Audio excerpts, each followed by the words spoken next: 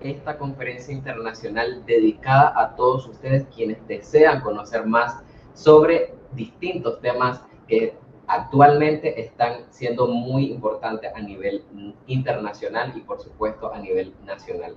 Sean nuevamente bienvenidos, mi nombre es Alexander Alonso. Hoy tenemos una mañana llena de actividades y de conversación con ustedes. Tenemos hoy en estudio a nuestro queridísimo y bienvenido por siempre, nuestro estimado doctor Reinaldo Murillo, el director legal de SICO. Bienvenido, doctor. Muchas gracias, Alexander. Muchas gracias. También tenemos en nuestra transmisión a un invitado especial. Él es Héctor Sevilla. Les voy a comentar un poco sobre Héctor para que conozcamos también el tema que vamos a abordar a continuación. Héctor es un experto en antilavado de activos contra el financiamiento del terrorismo, con más de una década de experiencia en el Caribe y Centroamérica.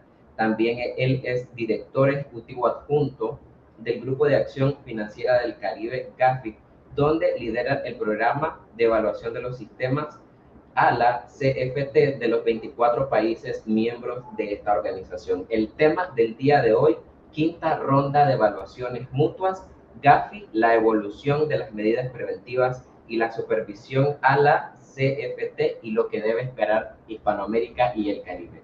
Mi estimado Héctor, sea usted bienvenido a esta transmisión en vivo. El señor Héctor nos acompaña desde escenarios internacionales. Hola, muy buen día a todos. Un gusto estar contigo, Alexander, y por supuesto con Reinaldo. Muchas gracias, Héctor. Bienvenidos a esta conferencia sobre este tema tan importante que, por supuesto, tiene que llamar la atención de todos los países de Hispanoamérica y el Caribe, por supuesto, porque tenemos que abordar el tema de la quinta evaluación mutua.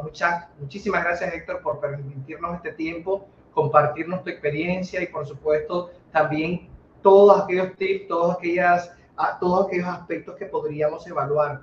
Y entremos en materia, Héctor, si estás de acuerdo, creo que será muy importante poder dar a conocer realmente por qué los países deben estar atentos y además cómo cada uno de ellos debe adecuarse ahora a esta nueva metodología del GAFI. Entonces, en este sentido, consultándote, Héctor, para que nos puedas explicar más o menos cómo podemos describir o cuál sería la importancia de esta quinta ronda de evaluación que pronto ya inicia el Grupo de Acción Financiera Internacional. Nos gustaría que nos comentaras, por favor, para que de esta manera podamos ir abordando cada uno de estos aspectos y las preguntas, por supuesto, que todos los invitados nos puedan, todos los que están conectados nos puedan hacer a través de las redes sociales. Gracias. Claro que sí, Reinaldo. Bueno, creo que podemos ver la importancia de diferentes puntos de vista. Creo que el primero es de que vemos un esfuerzo internacional, hay una decisión concertada a nivel internacional por mantener una evaluación continua de lo que los sistemas de antilavado de dinero de todos los países del mundo, de los más de 200 países en el mundo que se han comprometido a adoptar los estándares del GAFI e implementarlos. Entonces, han habido dos rondas que, por ejemplo, han habido 10 años de diferencia entre el inicio de una y la otra. Pues ahora este tiempo se está cortando y la quinta ronda va a ser más breve, va a ser de 7 años. O sea, vamos a tener una sexta ronda probablemente dentro de 7 años. Eso por una parte. La otra cuestión es de que vemos que hay una importancia en cuanto a la continua adaptación de los países con respecto a lo que está haciendo la delincuencia organizada. Es decir, no estamos con unos estándares que están escritos en piedra y que no van a cambiar, sino que hay una adaptación continua. Eso es otra. Y creo que desde un punto de vista más práctico y más aterrizado, creo que la quinta ronda es importante porque este tipo de conversación y hablar de una quinta ronda nos da la pauta de que el reloj está corriendo y que los países tienen que empezar a hacer una autoevaluación y decir, bueno, en esta parte yo el estándar tal vez aún necesito hacer adaptaciones a ese estándar. Tengo que conocer mejor esta metodología para comprender bien qué es lo que van a evaluar en esta quinta ronda. Entonces, para los países el reloj ya está corriendo y caigamos en la cuenta que para algunos países ya la quinta ronda ya empezó, mientras que para otros la cuarta está apenas terminando, pero para otros ya empezó. Así que, ¿eso qué quiere decir? Que los organismos regionales al estilo del GAFI ya están encendiendo los motores para empezar su quinta ronda en sus respectivas regiones. Entonces, no es una cuestión que está lejos en el futuro, sino que ya se están haciendo los preparativos o ya hay parte en el mundo donde esto se está ejecutando. Pero el tema aquí principal, Héctor, son los cambios en la metodología y por supuesto también en los estándares como tal. ¿Nos podrías dar como una descripción realmente de cuáles han sido los principales cambios en los estándares, en los estándares del GAFI en estos últimos años? Y por supuesto también qué cambió aparte de la metodología para esta quinta ronda, porque el tema está en que los países ya tenían una metodología, ya conocían una metodología, pero esta ha tenido ciertos cambios que se tienen que ir adecuando. Los supervisores al final, los países como tal, tienen que irse adecuando a estos cambios. ¿Nos podrías comentar realmente cómo se ha venido desarrollando, cómo se va viendo este tema? Sí, claro, que es el segundo punto que yo les decía, ¿verdad? Que no tenemos unos estándares estáticos, sino que están evolucionando para adaptarse a lo que está haciendo la delincuencia organizada. Pero también, y esto lo tengo que haber mencionado también, es de que hay una adaptación en cuanto a la rigurosidad a las cuales se están sometiendo a los países que están participando en estos procesos de evaluación. Entonces, podemos decir que desde, digamos, 2019 para adelante, se han estado haciendo cambios en los estándares, es decir, desde el punto de vista de las recomendaciones en sí, es decir, los requerimientos generales que todos los países deben adoptar, pero también se han estado haciendo ajustes a la metodología que se emplea para que estos países sean evaluados. Entonces, si nos vamos a la parte técnica, es decir, las recomendaciones del GAFI, que nos dicen cuáles son los elementos que debe tener, los elementos mínimos que debe tener el marco jurídico, institucional y operativo de un país, vemos entonces que hay cambios, por ejemplo, en la recomendación 1.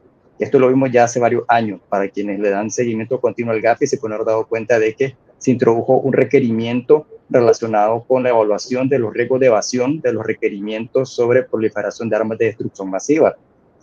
Eso no se evaluó durante la cuarta ronda, pero en los últimos años se introdujo ese requerimiento.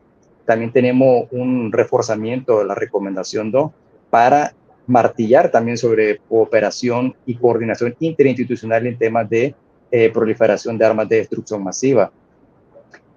También recientemente en este año, en junio, hubieron revisiones a los estándares con respecto a la recomendación 4 para seguir mejorando y ser más detallado en cuanto a las medidas que los países deben tomar para el decomiso de bienes que son derivados de actividad ilícita. Entonces, por ejemplo, un adelanto que se está haciendo, que ya venía hace varios años también, promovido principalmente por investigaciones del Banco Mundial, es asegurar que los países tengan una o varias autoridades con la facultad de negar la autorización de que se ejecute una transacción financiera, o bien que tengan la facultad de suspender la realización de una transacción financiera, que es un poder bastante grande y que ahora está incorporando estándares que los países deberían considerar que alguna autoridad tenga esa facultad. También tenemos la recomendación 8, que fue, si lo recuerdo bien, a medio camino de la cuarta ronda, creo que alrededor de 2017-2018, fue revisada completamente para aclarar los requerimientos y otra vez ha sido revisada de forma integral para seguir avanzando en esta idea de que los proveedores de servicios financieros y no financieros no apliquen medidas indiscriminadas contra la OSPL, en el sentido de que las dejen totalmente fuera del mercado y, bueno, no se facilite que éstas realicen sus operaciones legítimas. También tenemos cambios, déjame ver si me acuerdo, sobre esas áreas principalmente, son los cambios en cuanto a las recomendaciones. Entonces, luego también tenemos cambio a la metodología, y es en la metodología del GAFI donde tenemos la parte sobre lo que conocemos como los resultados inmediatos, que el GAFI plantea que los países deben plantearse 11 resultados que deben obtener si son realmente efectivos. Y bueno, los 11 resultados inmediatos han sido revisados, no de una manera donde le damos vuelta totalmente y ahora son totalmente diferentes, ¿no? Sino que en la gran mayoría de los casos lo que se ha hecho es hacerlos más detallados, más pormenorizados. Vamos al grano. Ahora las personas que van a evaluar van a encontrar una metodología que va más al grano. Entonces, los países obviamente pueden leer esta metodología, no es nada oculto, está totalmente disponible en el sitio web del GAFI y los grupos regionales de todos los países se la pueden facilitar también en su idioma respectivo. Entonces, van a poder ver una gran cantidad de detalles y eso va a ser a lo largo de los 11 resultados inmediatos. Y vamos a encontrar cosas nuevas, pues no serán necesariamente nuevas, sino añadiduras. Y algunas de esas vamos a hablar cuando entremos al tema de los resultados inmediatos 3 y 4, que ahí podríamos decir que hubo un cambio estructural y después una mayor pormenorización de los elementos de la efectividad que van a ser evaluados. Antes de entrar a los cambios de los resultados inmediatos 3 y 4, con respecto a la metodología como tal, ¿qué aspecto podríamos resaltar respecto a estos cambios principalmente al momento de poder, o que debe considerarse por parte de los países en general? A ver, de momento yo no podemos decir de que no hay nada negativo. Más bien yo diría que la metodología, en términos muy generales, los cambios que se le han hecho son sumamente positivos, porque hay mucha más orientación, tanto para los evaluadores como para los países, acerca de qué es lo que se quiere evaluar, qué es lo que se está buscando. Entonces, vamos a ver una metodología más larga, pero es por eso, porque hay una gran cantidad de notas para los evaluadores orientándoles qué es lo que deben buscar. A su vez, el país las puede leer y decir, ahora entiendo qué es lo que me van a evaluar. Entonces, creo que puedo destacar esto que estoy haciendo, o bien esto realmente no lo estoy haciendo, debería tomar alguna acción desde hoy hasta el momento en que se programe mi evaluación.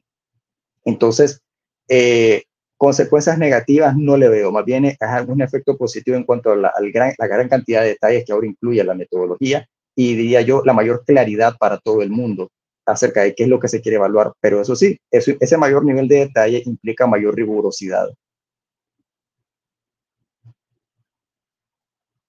También deben adecuarse a lo que se debe buscar, ¿no? Al final, como bien decís, la importancia de esa claridad ahora en la metodología, que el cambio al final ha sido muy positivo porque va a ayudar a los países a estar mucho más claros de lo que se les está evaluando. Ahora, todos estos cambios en la forma en que se evalúan las medidas preventivas, especialmente con el tema de la supervisión y con los resultados inmediatos 3 y 4, cómo esto funcionaría respecto al alcance, la licencia y registro, qué es realmente el cambio significativo de los resultados inmediatos 3 y 4. A ver, no vamos a ver unos cambios radicales ahí.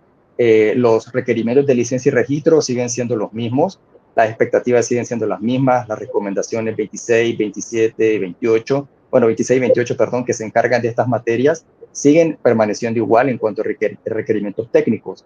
Desde el punto de vista de la efectividad, y ahí nos vamos a los resultados inmediatos 3 y 4, lo que vamos a observar es un mayor énfasis en qué es lo que pasa cuando los requerimientos de licencia y registro han sido violados. ¿Qué es lo que pasa ahí? En la metodología de la cuarta ronda nos hablaban pues de que que los países van a demostrar efectividad, también demostrando de que han tomado acción para detectar esas violaciones. Eso permanece. Lo que pasa es que ahora nos añaden que también deben explicar qué medidas han tomado para abordar esas violaciones, que en otros términos podemos decir, o sea, qué sanciones se toman, qué medidas correctivas están tomando los países. Ese pequeño elemento que yo te lo digo y puede sonar obvio, eso no estaba en las cuestiones fundamentales del resultado inmediato 3 anterior, pero ahora se aparece. Entonces, ahí es donde voy yo con la mayor rigurosidad, ¿verdad? Ese detalle no estaba ahí, ahora está mucho más claro para el evaluador y va a estar mucho más claro para el país evaluado de que eso también es una materia de escrutinio. Y lo vamos a ver entonces en áreas, vamos a ver a países entonces que van a tener que decir, bueno, yo lo detecté, pero también yo envié una advertencia, envié alguna sanción por escrito diciendo desista de continuar sus operaciones sin licencia o habrán consecuencias. Por ejemplo, tenemos el caso de Japón en 2018, que ellos identificaron que Binance estaba operando en Japón sin una licencia que se debía otorgar con base en la ley de monedas virtuales, que entró en vigor en 2017. Entonces, Binance recibió una advertencia indicando pues de que tenía que realizar el proceso para obtener la licencia para poder realizar actividades relacionadas con monedas virtuales. Y en la misma advertencia se le decía de que de no hacerlo, pues podría enfrentar cargos penales. Binance finalmente decidió no operar en Japón. Y un caso similar más reciente en 2023, igual en Estados Unidos y Binance. Estados Unidos identificó que Binance estaba haciendo transferencias de dinero, perdón, de activos virtuales sin tener una licencia como una empresa de dinero o Money Service Business, ellos le llaman en inglés de esa manera. Entonces, otra vez hubo una amenaza a las operaciones de Binance y terminó con una multa enorme. La conclusión de que el CEO, bueno, no recuerdo, no lo sé pronunciar, pero bueno, el CEO de Binance está en prisión por eso y Binance también fue obligado a no continuar operando en Estados Unidos. Entonces, esos son ejemplos, digamos, enormes, ¿verdad? Y bueno, son ese tipo de cosas las que se esperaría que se resalten en las evaluaciones de los países. O sea, lo detecté y qué hice después de detectarlo. Claro, y el enfoque del evaluador ahora tiene que cambiar entonces también. Y el país no va a poder decir, mira, esto no estaba dentro del resultado inmediato, no estaba dentro del mecanismo de la evaluación y por lo tanto no me puedes evaluar en este sentido. Pero ahora ya el país está claro de que esto es un requerimiento, de que es parte también de lo que se busca, especialmente con el tema de las licencias. Pero todo el tema del enfoque basado en riesgo, de la supervisión, de todo lo que tiene que ver con el sentido o lo que se ha mantenido en la metodología anterior, de igual manera eso se mantiene. Solo estaríamos hablando entonces de estos aspectos referidos a la licencia y registro. Ahora, esto evidentemente cambia el impacto de la supervisión. Y ahí te hago una pregunta como profesional antilavado de activos con tanta experiencia en esta materia, que nos puedas comentar desde el punto de vista de la supervisión general, cómo esto tiene un impacto en los mecanismos de supervisión. Ahora los supervisores, a partir de esto, tendrían entonces, o podríamos decir que tienen mayor fuerza al poder incorporar dentro de los ordenamientos jurídicos estos aspectos o poder sancionarlos cuando se opere sin licencia o algún tema de lo que hemos abordado. ¿Qué opinas al respecto, Héctor? Estos requerimientos ya existían. Yo reitero que lo importante aquí es desde el punto de vista de que el evaluador tiene más claridad sobre qué es lo que va a juzgar y el país tiene mayor claridad sobre qué va a ser juzgado. Que los países pueden encontrar en estos estándares y en la metodología del GAFI una base para hablar con sus tomadores de decisión política y decir, bueno, esto es una necesidad ahora, o por supuesto que sí, eso es algo que yo creo que pasa muchísimo en muchos países y dicen, oye, nosotros nos comprometimos a cumplir con los estándares del GAFI y ahora, bueno, ahora el estándar es más claro en esta materia. Pero yo diría que no es algo necesariamente nuevo. Yo creo que estaba implícito. Todas estas cosas ya estaban implícitas. Es decir, o sea, si yo lo detecto, ¿qué hago con eso, verdad? Ahora, eso estaba implícito, pero ahora se deja de una forma explícita y ahora está más claro que eso va a ser evaluado ahí. Otra cosa, basándome en tu comentario previo, es de que yo diría que los países no van a poder decir es que eso no está en la metodología. Creo que hay unas cosas que son como consecuencias necesarias. A ver, por eso es que la metodología también incluye factores que explican el estado de la efectividad. Entonces, yo no puedo decir, oye, pero es que las cuestiones fundamentales que se evalúan no hablan sobre recursos, sí, pero, o sea, tener recursos humanos, financieros, físicos y de información es una cuestión necesaria, ¿no? Tengo que tener suficiente personal y que ese personal esté capacitado para supervisar. O sea, aunque no me lo digan, las cuestiones fundamentales es un elemento esencial. Si yo tengo 8,000 entidades que supervisar y solo tengo 4 supervisores, hay algo que no va a funcionar bien ahí. Entonces, aunque no lo diga, son elementos necesarios. Entonces, más bien diría yo que podemos decir de que salen a la luz estos elementos que ya debían ser parte de un sistema que es efectivo. Excelente. Perfecto. Queremos también que las personas quienes nos están acompañando a través de la plataforma Zoom, a través de redes sociales, comprendamos la importancia de este tema. Por eso este espacio es para ustedes. Si tienen alguna consulta, recuerden dejarla en la cajita del chat o en la cajita de comentarios para que aprovechemos a los expertos quienes están brindando toda la información necesaria en relación a la prevención del lavado de activos y todo lo que tiene que ver con esta quinta ronda de evaluaciones mutuas. Entonces, mi estimado doctor, continuemos conversando y por supuesto dejándole la palabra también a nuestro invitado y a las personas quienes nos están acompañando. Gracias, Alexander. Algo muy interesante, y gracias, Héctor, por esas aclaraciones que son tan útiles tanto para los países y desde el punto de vista de los cambios en los estándares del GAFI y, por supuesto, en la metodología que se está utilizando con ciertos aspectos de lo que hemos mencionado.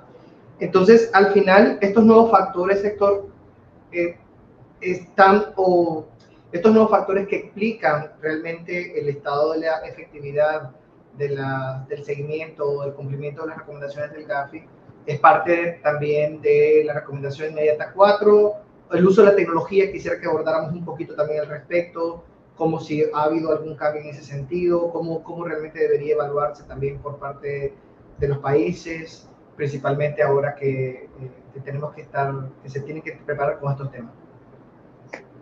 Yo diría de que los cambios más visibles a la metodología, o sea, que uno se da cuenta inmediatamente, esto es diferente a lo que yo había leído antes, están en el resultado inmediato 3 y 4.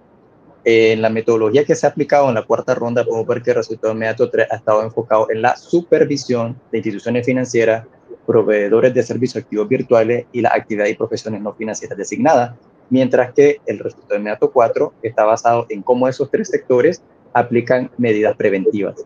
Ahora bien, pues como decimos en Nicaragua, pues le damos la vuelta al calcetín. ¿Qué es lo que pasa? Que ahora el resultado inmediato 3 trata tanto sobre supervisión como medidas preventivas, pero enfocándose en las instituciones financieras y los proveedores de servicios activos virtuales. Y como algunos ya estarán imaginando, el resultado inmediato 4 trata sobre la supervisión y la implementación de medidas preventivas en relación con las actividades y profesiones no financieras designadas. Entonces, para aclarar, el resultado inmediato 3 en la quinta ronda va a ser territorio de las instituciones financieras y los proveedores de activos y servicios virtuales, y el resultado inmediato 4 va a ser el territorio único de la APNF. Entonces, eso es el primer cambio visible. Y alguien se estará preguntando, pero bueno, ¿cuál es la ganancia de esto, verdad? Bueno, yo diría que la lógica detrás de esto es poner a los que son más similares juntos.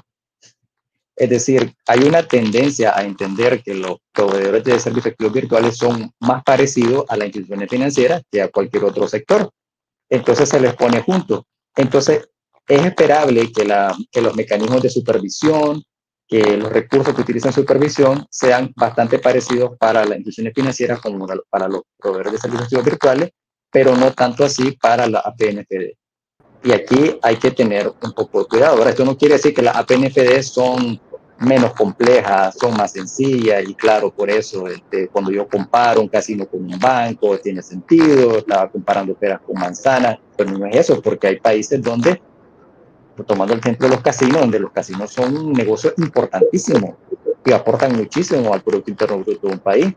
Y hay países, el Caribe es un ejemplo de esto, donde bueno, algunos países del Caribe, no toda la región, donde los proveedores de servicios societarios y fiduciarios también son importantísimos y tienen miles de clientes y generan millones de dólares. Entonces, y no se trata entonces de eso, sino de que entonces los mecanismos de supervisión van a ser distintos, ¿verdad? O sea, yo en un país puedo tener, yo qué sé, 80 bancos, si estamos hablando de un país enorme, ¿verdad? Y puedo tener 8,000 abogados, 8,000 notarios. Y entonces digo, los mecanismos de supervisión, las metodologías de supervisión van a variar, la forma, los pasos que yo doy para poder comprender los riesgos de estos sectores van a tener que ser diferentes también, ¿verdad? O sea, no es lo mismo evaluar 8,000 entidades, bueno, personas en este caso, y 80 otras entidades. Hay que hacer algo diferente ahí para poder capturar la información de manera correcta. Entonces, no se trata de un cambio debido a la complejidad, sino a un cambio debido a la naturaleza. También creo que... ¿Sí, Reinaldo? No, perdón, continúa.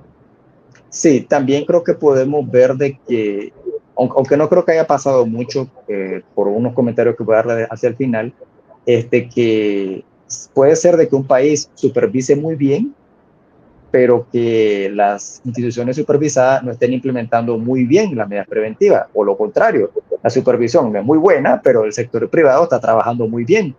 Entonces, ¿qué es lo que pasaba? Que eso quedaba en dos resultados inmediatos separados. Bueno, ahora lo vamos a tener juntos, así que eso va a impactar también la forma en que se va a llegar a la conclusión acerca del nivel de efectividad. Qué bueno tu comentario, Héctor, porque casualmente también nos están acompañando personas del sector privado, sujetos obligados también, por supuesto. y que se preguntan si realmente estos cambios en la metodología, de cierta manera, al momento de evaluar el país, obviamente el sector privado juega un papel fundamental. ¿Será que estos cambios, y yo sé que no es parte eminentemente del tema, pero te hago una consulta, realmente se piensa que podría existir algún cambio para el sector privado a partir de estos cambios en los estándares y en la metodología? ¿O consideras que el sector privado de igual manera debería mantenerse con los estándares con el seguimiento que ha venido hasta el momento? ¿O puede esperar algún cambio a partir de esto? ¿Qué opinas? A ver, tal vez me traiga mis palabras en el futuro, ¿verdad? Esto, a pesar de que estoy atreviéndome a hablar del tema, a mí me parece de que el cambio para el sector privado no es evidente. Es decir, el sector privado aún tiene que comprender sus riesgos, tiene que hacer sus evaluaciones institucionales de riesgo. Eso no ha cambiado, eso va a permanecer ahí. Lo que tal vez sí tienen las unidades de cumplimiento de, por ejemplo, lo que sea una institución financiera y que invierte tiempo en estudiar estos estándares, si eso lo tienen, tal vez van a encontrar un lenguaje más riguroso, más detallado en ese punto, porque el resultado de método 4 de la metodología de la cuarta ronda habla sobre que las instituciones financieras tienen que comprender su riesgo. Pues van a encontrar un lenguaje en la metodología de la quinta ronda que enfatiza en eso, que deben tener una comprensión de los riesgos, pero una comprensión dinámica. O sea, creo que la metodología no habla de esa comprensión, este término dinámico no lo usa, pero hay un entendimiento de que deben tener una evaluación continua de los riesgos. Y posiblemente tu audiencia va a estar diciendo, pero eso yo ya lo hago. Pues bien, por eso digo yo de que no hay un cambio evidente. Lo que hay es un cambio en cuanto al nivel de detalle para los evaluadores y en consecuencia también para los países, quienes van a tener una comprensión acerca de cuáles son los elementos que se están evaluando, pero en general, de momento, diría que el sector privado tiene que seguir trabajando duro en estas áreas. Me parece más bien a mí de que el sector privado es el que pone la pauta acerca de estas modificaciones, porque, por ejemplo, las enmiendas a la recomendación 15 que tratan sobre proveedores de activos de servicios virtuales, eso es un cambio eminentemente producido por las modificaciones, por la evolución del mercado. Hace años no hablábamos de Bitcoin, Litecoin, Monero, no hablábamos de nada de eso, pero debido al rápido desarrollo y la penetración que han tenido, pues en 2019 se dio la conclusión de que era necesario establecer estándares antilavado que recayera sobre eso. Pero eso no fue algo pues de que el Gafi vino y lo creó, fue una reacción, como siempre pasa, ¿verdad? Es decir, el sector privado está avanzando y luego, bueno, luego hay que hacer regulaciones para poder velar porque en sus servicios, sus productos no se han utilizado indebidamente. Así que no, yo diría que no, en principio no, pero bueno, vamos a ver cómo evoluciona esto. Y vamos a ver también cuando salgan los primeros informes de evaluación mutua de la quinta ronda. Ya hay países que están siendo evaluados. Bélgica y Singapur están siendo evaluados por el Gafi. El próximo año van a recibir una visita de un equipo evaluador. Luego tenemos a Malasia, que lo está evaluando el Grupo Asia-Pacífico, y Austria también, que lo está evaluando el Fondo Monetario Internacional. Así que próximamente vamos a ver unas muestras y vamos a ver si estos informes nos pueden dar luces acerca de si el sector privado tuvo alguna exigencia distinta, que yo en principio creo que no, ¿verdad? Porque los requerimientos de licencia, registro, entendimiento de los riesgos, etcétera, todo eso sigue ahí y su adaptación a lo largo del tiempo, eso sigue ahí, solo que ahora está más evidente. Claro, y al final el efecto o la comprensión de los riesgos que será fundamental, lo que se ha venido trabajando por parte del sector privado y de todos los sujetos obligados. Entonces, al final, Héctor, los retos realmente es para los sectores, para los supervisores en sí. ¿Qué retos o qué desafíos se tienen a partir de la implementación de las nuevas metodologías del Gafi? Sé que será muy importante como acotar algunas ideas al respecto. Realmente, si pudiéramos simplificar a partir del precedente, del informe del Gafi del 2021 referido al estado de la implementación de los estándares y la efectividad, ¿cómo podríamos encontrar o determinar esos desafíos en general? Bien, probablemente en tu audiencia es muy poco conocido este informe. Es un informe 2021, está totalmente disponible en la página web del Gafi. ese reporte, el reporte del estado de la efectividad y el cumplimiento con los estándares del GAFI, nos habla sobre una radiografía que hizo el GAFI acerca del nivel de cumplimiento técnico y de la efectividad. Entonces, ¿qué nos dice sobre el resultado inmediato 3? Y aquí es donde yo digo, aquí es donde yo miro los retos hacia el futuro. Primero nos dice que en cuanto al resultado inmediato 3,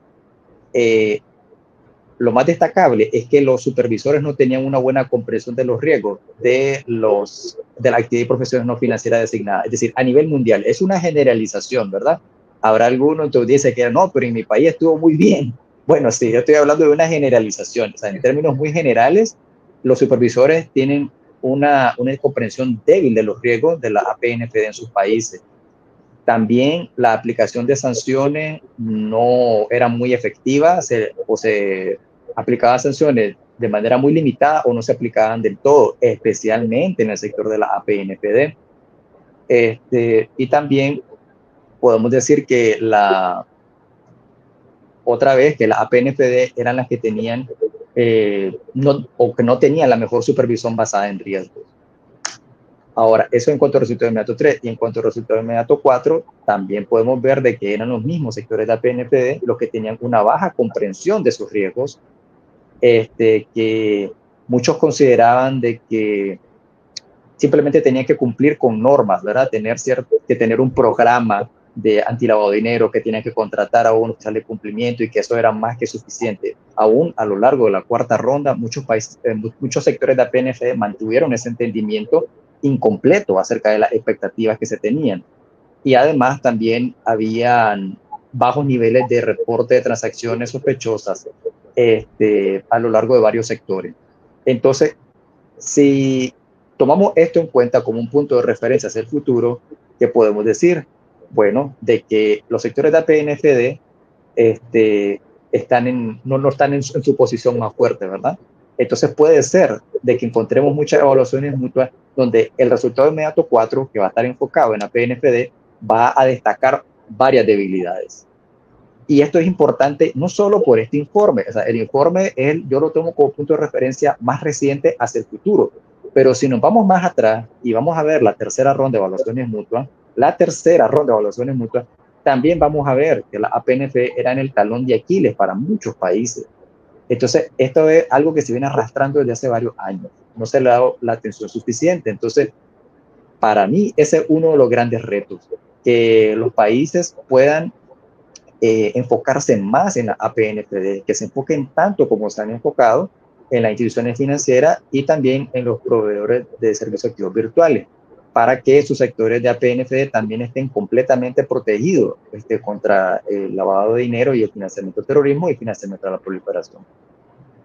Este tema que mencionas es importante, Héctor, porque si bien, como mencionabas, el informe de efectividad en general aborda el tema de las APFND y el tema de cómo los países en Hispanoamérica, en el mundo, de hecho, tienen que concentrar, o por lo menos deberían mejorarse con un enfoque basado en riesgo a nivel general. Habrá países, como bien menciona, que tengan un mejor sistema para el tema de la evaluación. Yo me recuerdo, y ahora con el estudio integral de APFND que se realizó por parte del CAFILAR en el año 2021, recuerdo algunos aspectos respecto a cómo estas APFND realmente tenías tantas cantidades de APFND, pero no tenías una supervisión, realmente las tenías registradas, pero no había supervisión, no había implementación, o muchas veces venías y creabas APFND, pero sin un criterio específico al momento de poder determinar, esta es una APFND, porque, qué sé yo, porque consideramos que es riesgosa y no tenían criterios específicos. Ahora creemos que, en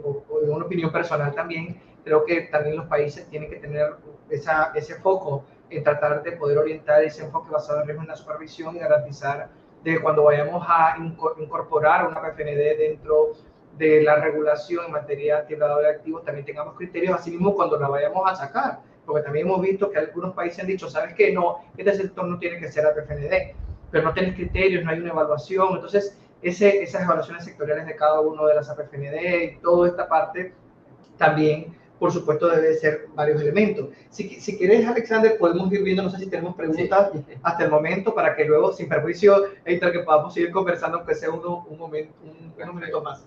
¿Tenemos alguna pregunta? Sí, tenemos por acá un par de preguntas. Voy a leer una que nos dejaron a través de la plataforma Zoom. Por acá nos dicen, ¿la frecuencia con la que se celebran estas rondas responden a la rapidez o a la sofisticación con la que trabaja el crimen organizado? Consulta por acá una usuario. Creo que, bueno, a ver, yo soy relativamente joven, ¿verdad? O sea, la primera ronda de evaluaciones mutuas ocurrió en 1992. Yo estaba muy pequeño, entonces yo diría que, no, esto responde a distintos factores, ¿verdad? Factores de recursos, factores de respuesta a situaciones que están ocurriendo. Entonces, tu primera ronda en 1992, la segunda fue en el 96, 4 años después. Luego tuvimos otra ronda creo que fue en 2003, o entre 2001 y 2004, no recuerdo muy bien, pero parece entonces que ya teníamos los estándares contra el financiamiento del terrorismo de 2001 y teníamos los estándares relacionados con APNP de 2003.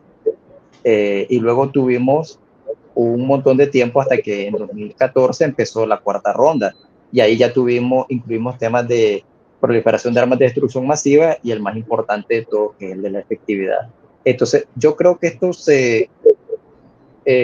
ocurre, perdón, y ahora tenemos de 2014, ahora estamos empezando la quinta ronda, más o menos entre 2024 y 2025, ¿verdad? Dependiendo del grupo regional. Entonces, yo creo que esto pasa dependiendo de los recursos y dependiendo de cómo van evolucionando las actividades de crimen organizado. Es una confluencia de factores realmente. Y ahora, pues se espera, como te comentaba al principio, de que esta ronda sea más corta, que dure entre 6 y 7 años. El Gafi la va a terminar en 6, o sea, va a ser muy rápida, porque ellos dicen, a ver, no estamos poniendo unos estándares que sean radicalmente nuevos y vamos a aprovechar el conocimiento que ya tenemos sobre los países en la cuarta ronda, porque tenemos informes de evaluación mutua y tenemos informes de seguimiento a esas evaluaciones mutuas. Entonces tenemos una base de datos que podemos utilizar para no tener que reevaluar áreas. Entonces lo podemos hacer más corto. Por lo menos esa es la idea actualmente, ¿verdad? Entonces, ¿qué vamos a tener? Tal vez una sexta ronda en un plazo de tiempo muy corto. Entonces, depende de distintos factores, ¿verdad? Recursos, evolución de la actividad de la encuesta organizada, diría yo. Sí, perfecto. ¿Algún aporte? Yo creo que es muy importante lo que Héctor menciona, ¿no? Y también tomar en cuenta que estos periodos de tiempo, al ser menores, los países, especialmente ya los que tienen fechas, sabemos que en Latinoamérica igualmente, Costa Rica, si mal no recuerdo, ya se tienen que ir preparando. Sé que también, no sé si también pueden escribirnos en el chat de qué países nos acompañan, porque sé que hay personas de Paraguay, México, Argentina, si mal no recuerdo también había de Ecuador, Brasil, Costa Rica y de igualmente de Nicaragua, por supuesto. Entonces, de igual manera pueden hacer sus consultas, pero en general, como bien decía Héctor, la importancia es de que se mantienen los aspectos generales, la base, el corazón de las metodologías, pero estos cambios son importantes que también se tomen en cuenta, especialmente en la recomendación, perdón, el resultado inmediato 3 y 4, que será necesario para poderlo abordar. Creo también de que es una opinión personal. Creo que a pesar de que evidentemente esto afecta o tiene que ver con el país, tarde o temprano o de cierta manera los supervisores, el sector privado, la PFND, de igual manera va a sentir, porque si nos dice, va a sentir ese cambio, especialmente cuando nos enfoquemos más, si por ejemplo hay algún país que no tenga un enfoque basado en riesgo en este momento dirigido a las APFND, pues ahora todos esos casinos, contadores, abogados, proveedores de servicios, fiduciarios, qué sé yo, todos estos también van a recibir seguro un mecanismo de supervisión basada en riesgo ahora que los países también se vayan enfocando, aquellos que no lo tengan, ¿verdad? Sabemos que muchos países han realizado importantes esfuerzos y creo que cada uno de los países realiza importantes esfuerzos para no estar en el estado gris del GAFI y para poder realmente realizar su labor de supervisión conforme las recomendaciones, especialmente esa recomendación 1. ¿Tenemos alguna otra pregunta por el momento? Sí. Perdón. Sí, tenemos otra pregunta. Quería mencionarla precisamente y a pesar de que en algunos momentos hicimos mención al respecto, pero quiero que los usuarios, quienes nos están acompañando desde distintos puntos del universo de Latinoamérica, porque tenemos invitados de otros países, Y es que queremos conocer, dice por acá, cuál es el impacto que se espera que tenga esta quinta ronda de evaluación en países de Hispanoamérica y por supuesto el Caribe. Quieren tener como bastante claro cuál va a ser este impacto. Miren, todo el mundo puede ir a la página web del GAFI y descargar una tabla en Excel donde el GAFI ha colocado las calificaciones de cumplimiento técnico de efectividad de todos los países que han sido evaluados, incluyendo obviamente los países de Hispanoamérica, que son evaluados el 90% de los países de Hispanoamérica son evaluados por GAFI-LAT. Entonces, ahí ustedes pueden ver de que en general, y tal vez me equivoco, tienen bastante altos niveles de cumplimiento a nivel de Hispanoamérica. Entonces, ¿qué puedo pensar yo? De que los países tienen una buena base sobre la cual pueden seguir construyendo y seguir mejorando su sistema. Entonces creo yo que el impacto va a ser, a ver, aquí estoy siendo muy atrevido, pero creo que puede ser moderado en la región. Puede ser moderado porque ya tienen una buena base de inicio. Lo que hay que hacer es continuar ajustando lo que ya existe y mostrar lo que, lo que ya se tiene. Hay países que son sumamente pioneros. Por ejemplo, tenemos Brasil en su informe de 2023.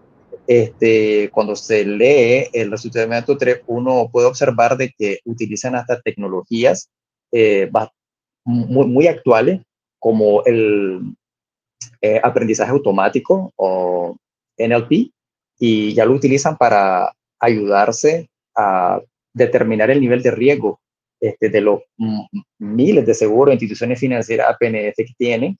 Eso les permite procesar grandes cantidades de datos y mantener una calificación de riesgo dinámica. Entonces, ese tipo de cosas van a verse reflejadas en mayor medida o con mayor detalle en las evaluaciones que vienen. Entonces, ¿el impacto cuál va a ser? El impacto va a ser, diría yo, en términos muy sencillos, que van a tener evaluaciones más rigurosas, más detalladas, y donde los países van a tener oportunidad de destacar iniciativas como esta. Y donde no las tengan, pues obviamente van a seguir mostrando lo que han estado haciendo, ¿verdad? Hay países muy pequeños que no tienen eso, obviamente, pero aún así, estos países, por ejemplo, otra vez volviendo al tema de la APNFD, ¿qué van a tener que hacer? Bueno, yo a la APF no le he prestado mucha atención, siendo honesto, entonces voy a tener que demostrar que por lo menos yo ya tomé acción para tener una comprensión inicial. Yo vine y me empecé a aliar, yo qué sé, yo soy el supervisor, me empecé a aliar con el registro mercantil, con el registro comercial de mi país, y ya con eso ya empecé a obtener información acerca de la cantidad, del tipo de servicios que ofrecen.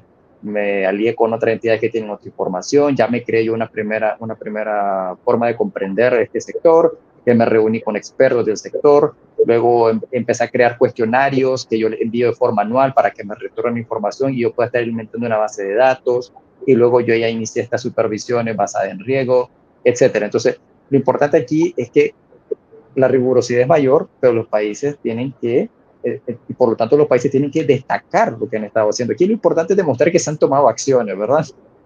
Aquí no puede ser de que llegue un equipo evaluador y diga, bueno, pues aquí yo me crucé de brazos los últimos 3, 5 años.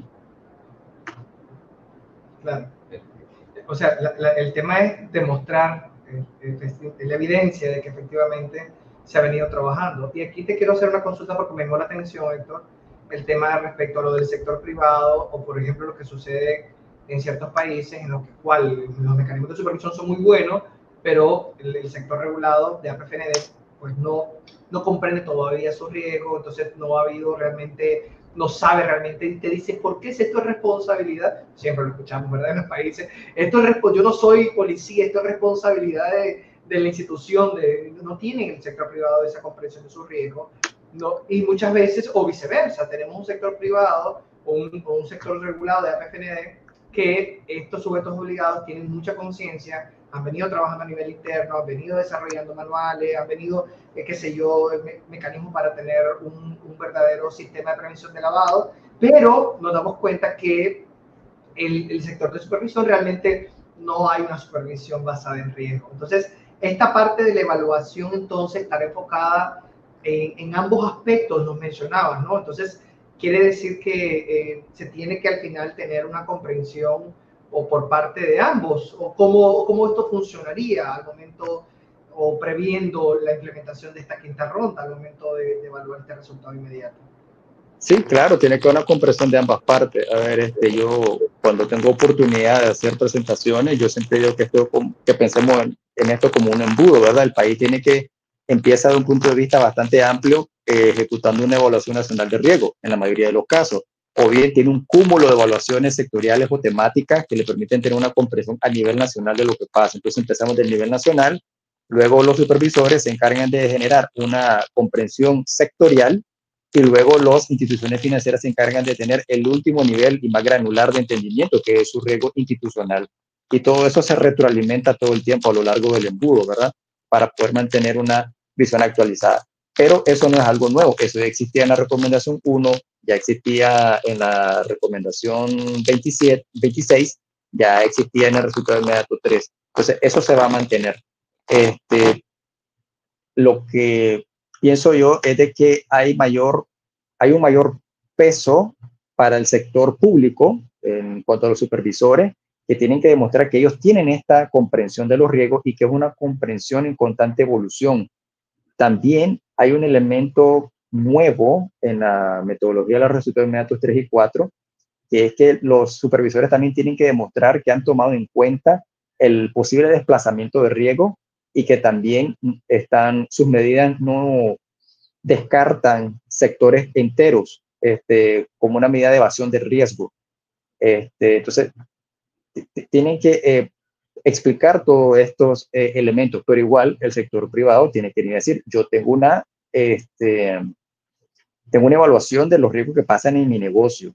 Y esta evaluación yo la mantengo actualizada, yo la actualizo anualmente y además de eso, cada vez que hay un evento especial, yo también la actualizo. Eso también lo van a tener que demostrar, pero nuevamente eso ya existía. Entonces, como les digo y reitero, ¿verdad? O sea, no es que hay una gama nueva de requisitos y ahora, yo qué sé, ahora se le exige usar inteligencia artificial. No, no es eso, no es nada de eso. Tienen que seguir haciendo lo que están haciendo, simplemente tienen que tomar en cuenta de que probablemente van a haber actividades como la siguiente.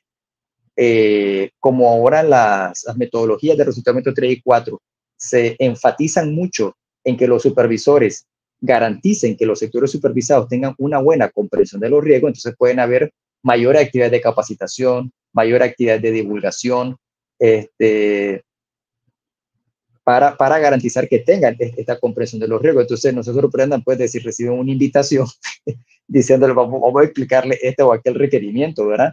No se sorprendan si reciben más guías de forma más frecuente, porque parte de eso el país lo va a utilizar para demostrar que ha estado promoviendo una comprensión clara de los riesgos y a la larga que eso ha tenido un impacto en el nivel de cumplimiento.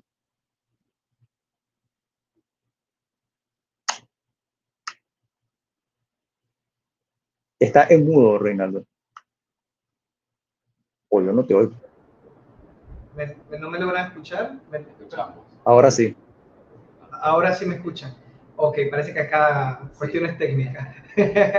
Bueno, en principio, Héctor, creo que es muy interesante lo que nos has planteado, especialmente con el tema de los cambios de los estándares, de igual manera con el cambio de la metodología, qué deben esperar los supervisores, cómo deben tomar en consideración todos estos elementos.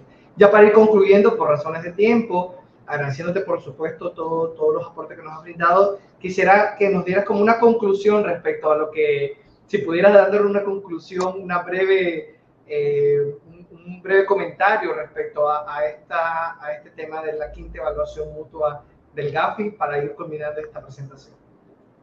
Bueno, en principio de que en esta ocasión puedo decir, por lo menos el día de hoy, ¿verdad? De que estos cambios que estamos viendo, tanto en los estándares como en las recomendaciones, son positivos. Son positivos porque siguen persiguiendo el mismo objetivo, que es proteger la economía y los sistemas financieros contra la delincuencia organizada. Y al luchar contra la delincuencia organizada desde el punto financiero, se contribuye en términos generales a la seguridad de las naciones. Entonces, esa idea se sigue manteniendo, como no podría ser de otra manera. Y por otra parte, al hacer estos cambios, lo que se está garantizando es que las autoridades tengan poderes suficientes y que además tengan claridad acerca de cuáles son las expectativas de autoridades o del sector público y del sector privado que está suficientemente armado para enfrentar las amenazas de la delincuencia organizada y también para que estén claros qué es lo que se necesita para ser efectivo. Entonces, estos cambios son positivos y lo que hay que hacer es simplemente seguir trabajando por la implementación de estos estándares, que lo que hacen pues, es facilitar la protección de los negocios y la economía contra la delincuencia organizada. Bueno, sin dejar de reconocer pues, que también esto implica costos, ¿verdad? Para todos, especialmente para el sector privado que tiene que dedicar bastantes recursos humanos, financieros para el desarrollo de sus funciones de cumplimiento. Pero es algo que a la larga tiene excelentes resultados y si no se hace, pues, ¿quién quiere tener multas millonarias de parte del supervisor, verdad? Claro, muy buen punto. No sé si tenemos alguna otra pregunta. No, por el momento no, pero me gustaría que usted también nos brindara. Sí, más que todo, pues yo cerremos, yo creería, con las palabras de Héctor.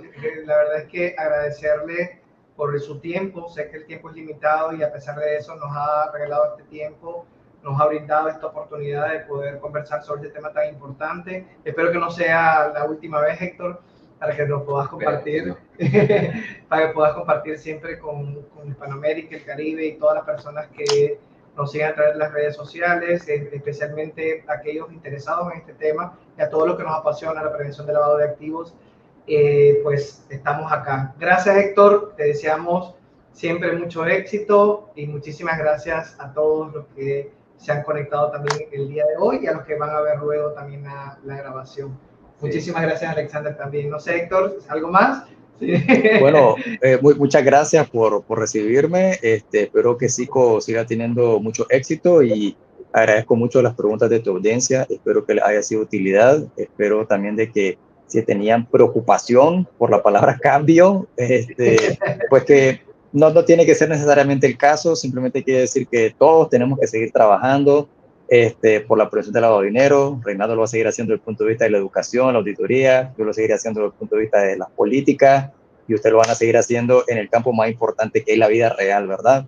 Usted, el sector privado, es el que recibe los fondos y es el que tiene que prevenir que estos no provengan de actividad ilícita en la medida de lo posible. Así que, bueno, mucha suerte y a continuar con el trabajo duro y que tengan todos un buen día. Muchas gracias, Héctor. Y nos vamos con esa palabra, a trabajar todos. Muchas gracias a todos. Pasen buen día. Buen fin de semana. Muchas gracias.